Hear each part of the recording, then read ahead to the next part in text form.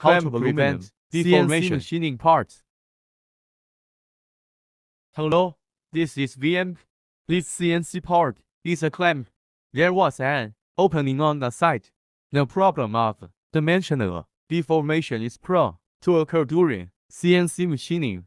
The size requirements are very strict. Communicate with customers to understand their real usage.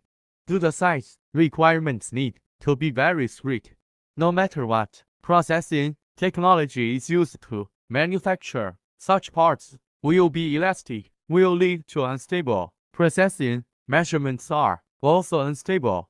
When CNC machining this part, we'll start by roughing the inside and outside, restricted by the positioning fixture. Using these two holes as a positioning function. Finally, opening the side mods prevent deformation of aluminum CNC parts. Affects the accuracy of CNC parts. Thanks for watching.